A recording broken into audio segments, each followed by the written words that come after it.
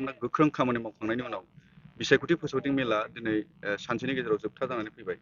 माबायदि थासारिजों माबायदि इउपिपिएल लिला देरहागोन होनना आसा फारिदों? सिडलि बिसायख'थि जायखौ उफ्रा बिसायख'थि होननानै बुंदों बेवहाय जोङो गासै सिडलि बियाबाव थानाय मोनफ्रोमबो गामिनि रायजो राजाफोरजों आरो इन्टेलेक्सुयेलफोरजों रायज्लायनायजों लोगोसे जोङो मेल मिटिं खुंनानै बेखौनो नुनो हाबाय जे अलरेडि रायजो राजाफ्रा डिसाइड लाबाय बिथांमोनहा ओरैबायदि माने बै नैबे 13 थारिख दिनखौ नेनानै दङ जे जोङो बाव देरहाखानानै दङ मानोना बेयो रायजो राजाफोरनि डिसिसन। मानो होननानै बुङोब्ला नैबे बाइ इलेक्सननि गेजेरजों बावखौनो आसाम सरकाराबो चेन्ज जाया बरंसो बिटिआर सरकाराबो चेन्ज जाया बेनिखायनो खालिबोल' लांदां जानानै थानाय मासि बेखौ सुफुंनो थाखाय दिनै थांगासिनो दं। आरो नोंथांमोना मिथिगौ बेवहाय मानगोनां जयन्त बसुमतारिया एमएलएबो जाखांबाय बिनि उनाव बिथांखौ जोङो एमपिआव लाबोनाय जाबाय एमपिआवबो लकसभायाव देरहालांबाय गतिके खननैयावबो देरहाखानाय बे सिटसो बावहाय नों दिनै बिपिएफनि माखासे लाइमोन दैदेनगिरि माबा माबि नामाकरन होनानै बिथांमोना फोसावदिंलाबायदों जोङो हाथे बाजारि नुदों बेफोर खालि भुवाया बेनो जे बिथांमोना दिनै रायजो राजाफोरजों पेस जानो हायाखै फेस टु फेस जानानै मिटिं खुंनाय रायज्लायनो हानाय बिथांमोननि साहस गैया खारन बिथांमोना 17 बोसोराव जेरैबायदि खामानि मावबोदों रायजो राजा बिथांमोना नुदों जे प्रतिश्रुति होदोंमोन जेबो मावनो हायाखै बेनिखाय बिथांमोना मा खालायगोन खामानिथ' जेबो गैया दा इलेक्सननि नामाव बिथांमोना भट बिनो थाखाय हाथे बाजारि थांदों जे बाथ्राफ्रा नंखाय बाथ्रा बेखौ फोसावदिंलाबायदों आरो नोंथांमोना नुदों आं बायनेम बुंनो नागिरदों दिनै बहाय जोङो कास्टम बसुमतारिखौ नुदों बहाय जोङो प्रहलाद नार्जारिखौ नुदों बहाय जों रिन्जय नार्जारि बिथांमोनखौ नुदों जाय बिथांमोना मोनसे समाव दुलाराय बर' फरायसा आफादावनो खामानि मावदोंमोन नाथाय माबा मोनसे जाहोननि थाखायनो साथामबो दुलाराय बर' फरायसा आफादनिफ्राय बोख्लायजानाय बिथांमोना सोद्रोमाफोर दा बिथांमोना जे बाथ्राखौ बुंदों गासिबो बाथ्रा नंखाय आरो बहाय आरो सासे दंबावो जितेन मुसाहारि नोंथांमोना नुदों तामुलपुरनिफ्राय फैनानै बुंदों बिथाङा ओरैबायदि बाथ्रा बुंबाय कन्ट्रोभार्सि बबेबा केम्पेइन खालायनो थांनायाव सोरबा धोरोमारिखौ दिनै बुंनानै लादों खिन्थु जोंनि इउपिपिएल दोलोआ खुनु धोरोमनि धोरोमारि आफाद एबा खुनु धोरोमखौ जों आघात होनानै दिनै राजनिति एबा नैबे फोसावदिंनाय हाबाफारियाव जों जेबो हाबाफारि लायाखै जों खालि बेखौल' बुंगोन जोङो मा खामानि मावनो नागिरदों जों गोबाव सम बे जायगायाव असान्ति थासारिमोन जों सान्ति थासारि लाबोनो हादों दा उननिनि थाखाय जों खामानि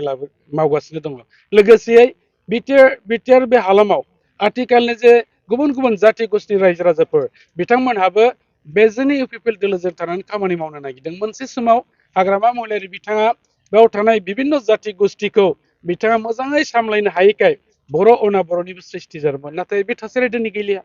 दा बेनिखायनो जों बुंनो हायो नैबे जे उफ्रा बिसायख'थि बेवहाय जोङो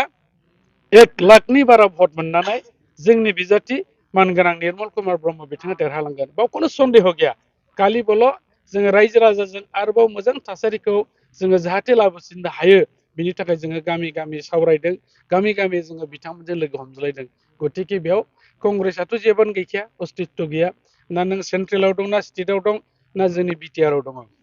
आरो मोनसे बाथ्राखौ आं बे दिनैनि बे नोंथांमोननि रादाब बिजोंनि गेजेरजों फोसावनो लुबैदों हाग्रामा महिलारिनि बिपिएफ दोलोनि लास्ट जे बिथांमोना इलेक्सन कन्टेस्ट खालायबाय आं सानदों बेनो लास्ट जागोन आरो कोनोदिन बिथाङा राजनितिक भाबे बेवहाय माने मुलाम्फा लानो हानाय नंलिया मानो होननानै बुङोबा 17 बोसोरावनो मानसिफ्रा नुखाबाय दा बेनिखायनो जों बिथांखौ खावलायदों बिथाङा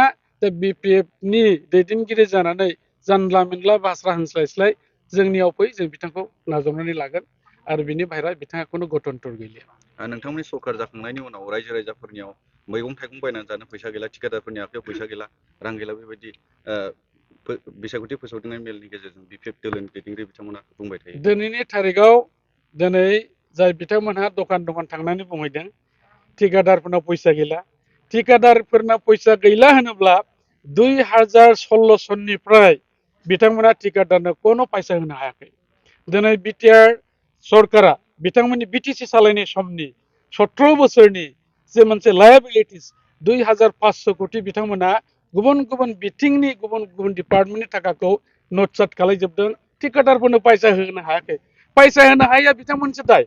जोंनि दाय नङा दिनै बिथांमोना बुंदों ना बेदर नाङाखैनो मैगं थाइगं नाङाखैनो आंथ' बेयाव 28 तारिखनिफ्रायनो दङ बे लेखायाव जोङो केम्पेइन खालायनानै बेलासियाव हाथायाव हाबो माथो ना बेदरखौनो जों मोनहैया गासिबो नांजोबो रम रमा सोलिगासिनो दङ दा बिथांमोननि खोथाफ्रा गावसिनि खोथायावनो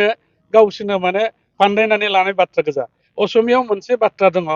कटाते कटा जाय कटाते बटा पाय नों मोजां बुङोबा नों बहायनो पुरस्कारबो मोनगोन नोंनि बुंनाया जायाबा बहायनो नोङो दानगार जागोन दा बिथांमोननि बुंनाया गावसोरखौसो बुंनानै लादों 17 बोसोराव मानो बिल होनो हायाखै